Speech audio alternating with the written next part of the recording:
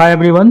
तो अपना company accounts का थ्योरी पार्ट हम लोग देख रहे हैं और ये इसका पार्ट 4 है। पार्ट 1, 2, 3 ऑलरेडी चैनल पर रिलीज हो चुका है, तो पहले उसको देख लेना। ठीक, तो चलो फिर क्लास शुरू करें आज का। तो ये पहला क्वेश्चन देखो, what are contingent liabilities, mention any two items.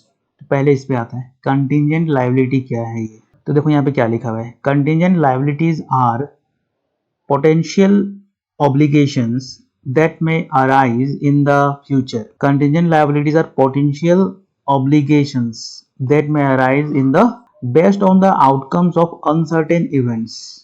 They are not recognized in the financial statement but are disclosed in the notes if the likelihood of occurrence is reasonably possible. तो contingent liability मतलब जो future में होने वाला ऐसा कोई liability जो कि अनसर्टेन है, हो भी सकता है, नहीं भी हो सकता है। तो इस तरीके का जो लाइबिलिटी है उसको हम लोग कंटीजेंट लाइबिलिटी होता है। तो लाइबिलिटी मतलब जैसे कि तुम्हारा उधारी, मतलब कोई तुम्हारे ऊपर में कोई कर्ज होने वाला है, जो चीज तुमको चुकाना पड़ेगा फ्यूचर में। अब जैसे कि मान लो, एक एग्जाम्पल मान लो, जैसे कि तुम्हारे ऊपर में कोई केस चल रहा है, तुम्हारे कंपनी के ऊपर में कोई केस चल रहा है और ये केस अभी कोर्ट में है, अभी कुछ इसका फाइनल हुआ नहीं है। लेकिन अगर ये केस तुम हार जाता है तो तुमको 1 करोड़ रुपया चुकाना पड़ेगा। तुम्हारा जो कंपनी है उसको 1 करोड़ रुपया चुकाना पड़ेगा, देना पड़ेगा। तो अब क्या हो गया यहाँ पे, ये तो जो एक तरीके का ये फ्यूचर का लायबिलिटी हो सकता है, अभी तक हुआ नहीं है। तो इसी तरीके का कोई लायबिलिटी है जो कि फ्यूचर में हो सकता है लेकिन अभी तक उसका कोई अता पता नहीं है। हो भी सकता है अगर तुम केस हारा तो तुमको 1 करोड़ रुपया देना पड़ेगा, अगर जीता तो नहीं देना पड़ेगा। समझ रहे हैं? तो इसलिए देखो यहाँ पे क्या बोल रहा है, आर पोटेंशियल ऑब्लिगेशंस दैट में arise in the future, future में हो सकता है, based on the outcomes of uncertain events. जैसे कि यहाँ पे जो केस है वो केस तो चल रहा है, अगर केस तुम हारा तो देना पड़ेगा, नहीं हारा तो नहीं देना पड़ेगा। बस यही बात है यहाँ पे। They are not disclose in the financial statements. Financial statement जो हम लोग बनाता है, बैलेंस शीट वगैरह, पीएल स्टेटमेंट वगैरह, तो उसमें इसको डिस्क्लोज हम लोग नहीं करते हैं, लेकिन but are disclose in the notes. नीचे हम लोग नोट्स में बता देते हैं कि हाँ ऐसा ऐसा चीज चल रहा है। The likelihood of occurrence is reasonably possible. अगर कोई पॉसिबिलिटी है फ्यूचर में होने का तो उसको हम लोग नीचे नोट्स में दिखा देता है कि हाँ ऐसा हो सकता है। चलो बात समझ में आ गया कि ये एक तरीके का लायबिलिटी है जो फ्यूचर में हो सकता है, अगर वो घटना अगर घट जाए तो, अगर कोई घटना घट जाए तो हो सकता है, अगर नहीं हुआ तो नहीं हो सकता है। चलो ये बात समझ में आ गया। आगे मेंशन एनी टू आइटम्स, तो इसका एग्जांपल देके बताओ, एग्जांपल तुमसे मांग रहा है। तो पहला लॉ सूट्स, अभी जो हम बताया तुमको, lawsuits legal claims against the company that may result in a financial obligation depending on the court's ruling. Same अभी जो हम कहानी बताया था तुमको, ये वही बात बोल रहा है कि मान लो तुम्हारे कंपनी के ऊपर में कोई केस चल रहा है और केस में तुम अगर हार गया और उसमें तुमको कोई कोर्ट रूल ये पास किया कि तुमको वो पैसा चुकाना पड़ेगा तो देना पड़ेगा। तो इस तरीके का जो चीज है इसको हम लोग कंटीजेंट लायबिलिटी बोलते हैं। नेक्स्ट देखो, प्रोडक्ट वारंटीज। तो ऑब्लिगेशन टू रिपेयर और replace defective products sold contingent on customer claims. अब जैसे कि तुम मान लो कोई प्रोडक्ट बेच रहा है, ठीक, तुम्हारा कोई दुकान है, तुम्हारा कोई शोरूम है, उसके अंदर तुम कुछ सामान बेचा और तुम उस पर क्या दिया, उसको तुम वारंटी दिया, उसका तुम 1 साल का वारंटी दे दिया। अब अगर वो 1 साल के अंदर खराब हो जाता है या कुछ हो जाता है तो तुमको उसको भरपाई करके देना पड़ेगा। तो अब इसमें क्या हो गया, अगर वो खराब हुआ साल के अंदर तो तुमको देना पड़ेगा, नहीं हुआ तो नहीं देना पड़ेगा। तो ये भी एक अनसर्टेन है, ये फ्यूचर में तुम्हारा ऐसा ऑब्लिगेशन हो सकता है कि देना पड़े, लेकिन कब देना पड़ेगा, अगर वो चीज खराब हुआ तो, नहीं हुआ तो नहीं देना पड़ेगा 1 साल के अंदर। आया बात समझ में? तो ये तो पता ही है तुम लोगों को, ये तुम लोग देखते ही है। तो प्रोडक्ट वारंटीज, तो बात समझ में आ गया। अब तुम ये नेक्स्ट क्वेश्चन देखो, नेक्स्ट क्वेश्चन में क्या बोल रहा है, what is cash flow statement, right 3 uses of cash flow statements and explain it's limitation. तो पहले हम लोग इस कैश फ्लो स्टेटमेंट के बारे में बात करते हैं कि कैश फ्लो स्टेटमेंट क्या है। तो यहाँ पे देखो क्या लिखा हुआ है, a cash flow statement is a financial report summarises the inflow and outflow of cash within a company over a specific period, categorising cash flow from operating, investing and financing activity. तो basically बात ऐसा है कि देखो होता यहाँ पे ये है कि तीन तरीके का कैटेगरी, तीन तरीके का एक्टिविटीज होता है अपने बिजनेस के अंदर, किसी भी कंपनी या बिजनेस के अंदर। सबसे पहला जैसे कि फाइनेंस, ठीक है, सबसे पहले आता है फाइनेंस। अब मान लो तुमको कोई बिजनेस शुरू करना है, तो तुमको क्या चाहिए, तुमको पैसा चाहिए। अब वो पैसा आएगा कहाँ से? अब हो सकता है तुम्हारा घर वाला दे दे, तुम अपना पॉकेट से लगा दे तुम्हारे पास अगर है तो, या फिर तुम बैंक से लोन भी ले सकता है, या फिर तुम शेयर इशू कर सकता है, ठीक है, इक्विटी शेयर इशू कर सकता है। तो इन जगहों से तुमको पैसा मिलेगा। ये एक तरीका है फाइनेंस पैसा उठाने का। फाइनेंस वाले एक्टिविटी से कितना पैसा आया गया, वो हम लोगों को, ये जो फाइनेंशियल एक्टिविटीज है वो हमको बताता है। चलो ठीक है, इसके बाद एक बार फाइनेंस हो गया, अब क्या होगा, अब होगा इन्वेस्टिंग। अब तुम फाइनेंस का जुगाड़ कर लिया, तुम्हारा बिजनेस के में इतना पैसा चाहिए, उतना तुम जुगाड़ कर लिया। अब क्या करेगा तुम, अगर तुम मान लो कोई बिजनेस शुरू करना चाहता है, कंपनी शुरू करना चाहता है, तो तुमको कुछ एसेट वगैरह चाहिए। एसेट जैसे कि मशीनरी हो गया, फर्नीचर हो गया, जिससे तुम अपना चालू करेगा धंधा। तुम क्या करेगा, तुम करेगा इन्वेस्ट किन चीजों में, कोई फैक्ट्री लगाना है तुमको, तो उसमें तो एसेट चाहिए, मशीन वगैरह चाहिए, तो तुम इन्वेस्टमेंट भी कर लिया। अब तुम्हारा शुरू होगा क्या, ऑपरेशन। ऑपरेशन मतलब लेन देन, जो भी तुम्हारा डेली का कारोबार है वो तुम करेगा। तो ये तीन जगहों से पैसा आना जाना बिजनेस के अंदर होता है। पहले आता है फाइनेंस, फिर आता है इन्वेस्टिंग, फिर आता है ऑपरेशन। अब इन तीनों जगहों से बिजनेस में कहाँ पैसा आया और कहाँ से पैसा गया, ये चीज हम लोगों को कौन बताता है, ये कैश फ्लो स्टेटमेंट बनाता है। जैसे कि हम लोग पीएल अकाउंट बनाता है, ठीक है, पीएल अप्रोप्रिएशन बनाता है, तो वहां से हम लोगों को बिजनेस का प्रॉफिट एंड लॉस मालूम चलता है। लेकिन कैश फ्लो स्टेटमेंट से तुमको क्या मालूम चलता है कि बिजनेस का जो इनफ्लो और आउटफ्लो ऑफ कैश है, मान लो कोई एक साल का बात हो रहा है, एक साल के अंदर, और खासकर किन चीजों से, ये तीन एक्टिविटी से, ऑपरेटिंग एक्टिविटी से, इन्वेस्टिंग एक्टिविटी से और फाइनेंसिंग एक्टिविटी से। इन तीन एक्टिविटी से किधर कैश इनफ्लो हुआ है और किधर कैश आउटफ्लो हुआ है। इनफ्लो मतलब बिजनेस के अंदर आया है पैसा, आउटफ्लो मतलब बिजनेस से गया है बाहर। अब इनफ्लो मतलब क्या हो जाएगा, इनफ्लो मतलब जैसे कि मान लो तुम्हारा कोई पुराना एक मशीन था, उसको तुम बेच दिया 50,000 में, तो तुम्हारे पास तो पैसा आया ना, बिजनेस का पैसा आया।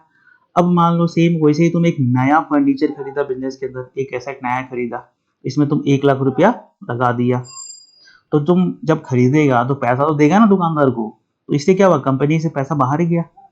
तो इनफ्लो मतलब पैसा आया है और आउटफ्लो मतलब पैसा गया है बाहर। आया बात समझ में, इतना चीज है यहाँ पे, ठीक है। अब हम लोग आगे बढ़ते हैं, अब देखते हैं कि write 3 uses of cash flow statement. तो पहला देखो, assess liquidity, evaluates the company's ability to meet short term obligation। अब जैसे कि तुमको मालूम चल रहा है इससे कि बिजनेस के अंदर कौन सा कैटेगरी से कितना पैसा आना जाना हो रहा है, ऑपरेशन वाले से, इन्वेस्टिंग वाले से और फाइनेंसिंग वाले से, कौन सा एक्टिविटी से कितना आना जाना हो रहा है पैसा, तो तुम तो एसेस कर पा रहे हो ना, तुम तो अपना जज कर पा रहा है, हमारे पास इतना पैसा रहेगा इस टाइम पे, साल के आखिरी में इतना पैसा हमारा रहेगा, क्योंकि पूरा पुनारा रिकॉर्ड भी है तुम्हारा, उस रिकॉर्ड के हिसाब से तो इस साल भी अनुमान लगा सकता है कि हाँ इतना पैसा हो सकता है। तो ये वही बोल रहे हैं, ठीक है, evaluates company's ability to meet short term obligation. चलो ठीक है, नेक्स्ट बोल रहे हैं financial planning, aids in budgeting, aids मतलब help, aids in budgeting and forecasting future cash flows. अब लास्ट ईयर मान लो तुम्हारा कुछ रुपया इनफ्लो हुआ, तो तुम इस साल भी तुम एक बजट बना सकता है कि हाँ इस साल हमारा इतना पैसा आएगा। तो उस हिसाब से होता क्या है कि हम लोग आगे का अपना फ्यूचर प्लानिंग करते हैं, अपना कंपनी का, बिजनेस का अपना बजट बनाता है कि इस हिसाब से हम लोग अपना इन्वेस्टमेंट करेगा, अपना एसेट में इन्वेस्ट करेगा या फिर कुछ नया प्रोडक्ट लॉन्च करेगा। तो ये चीज क्या होता है, हम लोगों को फाइनेंशियल प्लानिंग करने में मदद करता है, कौन, ये कैश फ्लो स्टेटमेंट, ठीक। नेक्स्ट क्या बोलता है, नेक्स्ट बोलता है कि investment analysis help investors assess the company's cash generating ability and overall financial health। जो इन्वेस्टर है, ठीक, अब तुम इन्वेस्टर है, मान लो तुम इस कोई कंपनी है उसमें तुम इन्वेस्ट करना चाहते हो, तो तुम उसका क्या करेगा, तुम कैश फ्लो स्टेटमेंट देखेगा, उसका कैश फ्लो स्टेटमेंट देख के तो क्या समझ में आएगा कि बिजनेस में एबिलिटी है कि नहीं कैश जनरेट करने का, ना बस ऐसे ही हवा में काम हो रहा है। तो कोई कोई बिजनेस क्या होता है कि पैसा इधर से आया उधर खर्चा कर दिया, उधर से आया उधर खर्चा कर दिया, पॉकेट में कुछ बचा ही नहीं, बिजनेस के अंदर कुछ पैसा है ही नहीं, तो वो क्या होता है, वो बिजनेस टिकता नहीं है। वो लंबा नहीं टिकता है। ठीक है, अगर बिजनेस आया में पैसा आया है तो उसको सही जगह में इन्वेस्ट करो, रिजर्व में डाल के रखो, या फिर अगर उसको कहीं और जगह इन्वेस्ट करना है तो इन्वेस्ट करो। तो उससे क्या होता है, जो इन्वेस्टर वगैरह है ना, उन लोगों को समझ में आ जाता है कि ये जो कंपनी है इसमें दम है कि नहीं, इसका जो फाइनेंशियल हेल्थ है उसमें कुछ दम है नहीं, ना ऐसी हवा भरा हुआ है इस कंपनी के अंदर। तो ये तीन इसका यूजेस था कैश फ्लो स्टेटमेंट का। पहला, एसेस लिक्विडिटी मालूम चल जाता है, दूसरा फाइनेंशियल प्लानिंग, और तीसरा इन्वेस्टमेंट एनालिसिस। किन चीजों में ये लेक करता है, मतलब वो चीज हम लोगों को नहीं बता पाता है। तो ये हो गया लिमिटेशन। लिमिटेशन के अंदर देखो क्या बोल रहा है, non cash transaction does not capture non cash transaction, limiting the view of overall performance. अब देखो जो कैश फ्लो स्टेटमेंट है ना, उसमें मेनली हम लोग का क्या होता है, जो कैश ट्रांजेक्शन वगैरह है ना वही हम लोग रिकॉर्ड करते हैं। नॉन कैश ट्रांजेक्शन वगैरह इसमें रिकॉर्ड होता नहीं है। तो उससे क्या होता है, हम लोग को एक्चुअल में मालूम नहीं चलता है कि ओरिजिनल पिक्चर क्या है। तो होता है बस यहाँ पे ये चीज है कि ये नॉन जो ट्रांजेक्शन वगैरह होता है वो रिकॉर्ड करता नहीं है। वो रिकॉर्ड नहीं करने से क्या होता है कि एक ओपन पिक्चर हम लोगों को नहीं मालूम चलता है, और इससे हम लोगों को क्या होता है, limiting the view of overall performance, पूरा ठीक से हम लोगों को नहीं मालूम चलता। नेक्स्ट क्या है, short term focus, primarily focus on short term cash movements which may not reflect long term profitability। क्योंकि हम तुमको बताया अभी ये मेनली एक साल का कैश फ्लो हम लोगों को बता रहा है। तो होता क्या है कि लॉन्ग टर्म में ऐसा कैसा परफॉर्म करेगा वो बिजनेस, वो कंपनी, वो हमको ये कैश फ्लो स्टेटमेंट नहीं बता पाएगा, क्योंकि ये मेनली शॉर्ट टर्म के लिए ही होता है, एक साल। ये इस चीज में ये लेक करता है, इसका ये लिमिटेशन है। Next, lake of context, cash flow information alone may not provide a complete picture without accompanying financial statement। तो जो कैश फ्लो स्टेटमेंट है, तुम अगर उसको सिर्फ कैश फ्लो स्टेटमेंट देखिएगा तो उससे बात नहीं बनेगा। ठीक, उसको तुमको देखने के लिए बाकी जो फाइनेंशियल स्टेटमेंट्स है वो भी तुमको देखना पड़ेगा, तभी तुमको पूरा कहानी समझ में आएगा। इसलिए यहाँ पे बोल रहा है देखो कि cash flow statements alone may not provide a complete picture। तो आया बात समझ में कि जो कैश फ्लो इंफॉर्मेशन है वो हम लोग को एक कंप्लीट पिक्चर नहीं बताता है। उसको देखने के लिए हम लोगों को साथ में फाइनेंशियल स्टेटमेंट जैसे कि पीएल अकाउंट, ठीक है, बैलेंस शीट, उन सब चीजों का भी जरूरत पड़ेगा, तभी हमको पूरा पिक्चर समझ में आएगा। अगर तुम सिर्फ कैश फ्लो स्टेटमेंट देख रहे हो तो उससे बात नहीं बनेगा। ये बात ये बोलना चाहता है। ठीक है, यहां तक बात समझ में आ गया होगा। अभी अगला क्वेश्चन देखो, explain the method of calculating cash flow from operating activities under direct method. तो अभी हम डिस्कस किया थोड़ा पहले कि तीन एक्टिविटीज होता है। पहला फाइनेंसिंग एक्टिविटीज, फिर इन्वेस्टिंग, और तीसरा ऑपरेटिंग एक्टिविटीज। तीन तरीके का एक्टिविटीज होता है किसी भी बिजनेस के अंदर, और ये तीन एक्टिविटीज से क्या होता है, कैश का इनफ्लो और आउटफ्लो होता है। तो अब तुमको क्वेश्चन पूछ रहा है कि ये जो ऑपरेटिंग एक्टिविटीज है ना, इसको थोड़ा सा एक्सप्लेन करके बताओ। ठीक, explain the method of calculating, कैसे कैलकुलेट किया जाता है cash flow from operating activities के अंदर, ये तुम एक्सप्लेन करके बताओ। तो चलो देखते हैं फिर। ऐसे simplified breakdown of the direct method to calculate cash flows from operating activities. तो इसके अंदर होता क्या है, ऑपरेशनल तुमको मालूम है, डेली का जो लेन देन हो रहा है वो, जैसे कि तुम मान लो सेल किया, ठीक है, परचेज किया, सेल किया, सैलरी दिया, ये सब सारा खर्चा उर्चा काट के उन सब चीजों को हम लोग यहाँ पे ऑपरेटिंग बोल रहे हैं। मतलब जो डेली का जो काम है ना तुम्हारा बिजनेस के अंदर, उसको ऑपरेटिंग हम एक्टिविटीज बोलते हैं। तो पहला पॉइंट देखो क्या बोलते हैं, cash receive from customers, calculate how much cash was received from selling goods और सर्विसेज। पहले पता करो कि टोटल तुम कितना पैसा रिसीव किया है, क्या करके, गुड्स बेच के या फिर सर्विस दे के। गुड्स बेच के जैसे कि तुम्हारा मान लो कोई ट्रेडिंग का बिजनेस है, मतलब तुम सामान बेचता है, तो सामान बेच के तुम्हारे पास कितना पैसा आया, या फिर तुम अगर कोई सर्विस देता है, मान लो तुम डॉक्टर है, सीए है, तो तुम सर्विस देता है, तो सर्विस दे के तुम्हारे पास में कितना पैसा आया। तो मान के चलता है कि तुम्हारे पास में 10,000 रुपया आया। ठीक, 10,000 रुपया तुम्हारे पास में आया, सारा पैसा रिसीव करके, किससे, कस्टमर से। नेक्स्ट देखो क्या बोलता है, नेक्स्ट बोलता है कि cash paid to suppliers and employees. तुम्हारे पास कितना पैसा आया था, सब कुछ काट छोड़ के 10,000 रुपया तुम्हारे पास में आया था customers. Cash paid to suppliers and employees, deduct the cash paid to suppliers for materials and employees for their salaries.